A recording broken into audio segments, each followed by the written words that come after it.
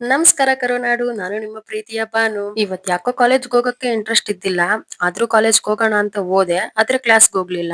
ನಮ್ಮ ಅಕ್ಕಿ ತುಂಬಾ ದಿವಸ ಆದ್ಮೇಲೆ ಕಾಲೇಜ್ ಕಡೆ ಬಂದಿದ್ಲು. ಅವಳ ಜೊತೆ ಮಾತಾಡ್ಕೊಂಡು ಹರಟೆ ಹೊಡ್ಕೊಂಡು ಕ್ಯಾಂಟೀನ್ ಅಲ್ಲೇ ಇದ್ವಿ.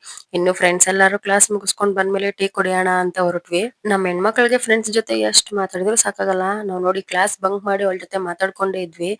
ಅಲ್ಲಿ ಮಾತಾಡಿದ್ದೆಲ್ಲ ಸಾಲದು ಅಂದ್ಬಿಟ್ಟು ಟೀ ಅಂಗಡಿ ಹತ್ರ ಬಂದ್ರೆ ಅಲ್ಲಿ ಕೂಡ ಅರ್ಧ ಗಂಟೆ ಮಾತಾಡ್ಕೊಂಡೇ ನಿಂತಿದ್ವಿ. ನಮ್ ಕವನ ಎಕ್ಸ್‌ಪ್ರೆಷನ್ಸ್ ನೋಡಿ ನೋಡಿ ನನ್ಗಂತೂ ಸಾಕಾಗೋಯ್ತು. ಅಷ್ಟು ಚೆನ್ನಾಗಿ ಎಕ್ಸ್‌ಪ್ರೆಷನ್ಸ್ ಕೊಡ್ತಿದ್ದಾಳ ಇವತ್ತೇನೋ. ಟೀ ಕುಡ್ಕೊಂಡು ಬಸ್ ಸ್ಟಾಂಡ್ ಕಡೆ ಬಂದ್ವಿ. ಇಲ್ಲಿ ಬಂದ್ ನೋಡಿದ್ರೆ ನನ್ ಫ್ರೆಂಡ್ ಸಿಕ್ಕಿದ್ದ, ಮಾತಾಡ್ಸ್ದೆ. ಬಟ್ ಅವ್ನ್ ಯಾಕೋ ನನ್ ಮೇಲೆ ಕೋಪ ಮಾಡ್ಕೊಂಡಿದ್ದ. ಯಾಕೆ ಅಂತ ವಿಚಾರಿಸಿದ್ರೆ ಇವತ್ತು ಅವ್ನ್ ಬರ್ಡೇ ಅಂತೆ. ನಾನು ವಿಶ್ ಮಾಡೋದು ಮರ್ತೋಗ್ಬಿಟ್ಟಿದೀನಿ. ಅದಕ್ಕೆ ನನ್ ಮೇಲೆ ಸಿಟ್ ಮಾಡ್ಕೊಬಿಟ್ಟವ್ನೆ. ಫೈನಲಿ ವಿಶ್ ಮಾಡಿ ಅವ್ನ್ ಕೋಪನು ಕಮ್ಮಿ ಮಾಡ್ದೆ. ಮತ್ತೆ ಅಲ್ಲಿಂದ ನಾನು ನಮ್ಮ ಅಕ್ಕಿ ಹೋಗಿದ್ದೆ ಕೋಲಾರ್‌ಗೆ, ಸ್ವಲ್ಪ ಕೆಲ್ಸ ಇದೆ ಅನ್ಬಿಟ್ಟು.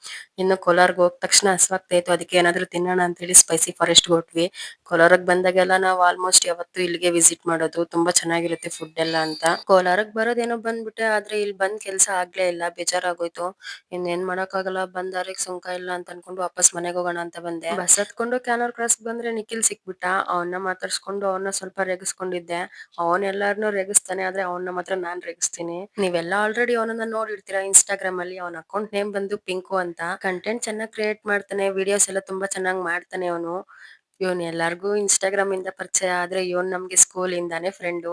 ಅವನು ಸ್ವಲ್ಪ ರೇಗಿಸ್ಕೊಂಡು ಮಾತಾಡ್ಸ್ಕೊಂಡು ಊರ್ ಕಡೆ ಬರೋಣ ಅಂತ ಬಂದೆ.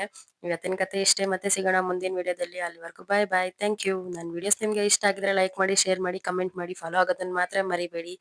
ಬಾಯ್ ಬಾಯ್. Thank you.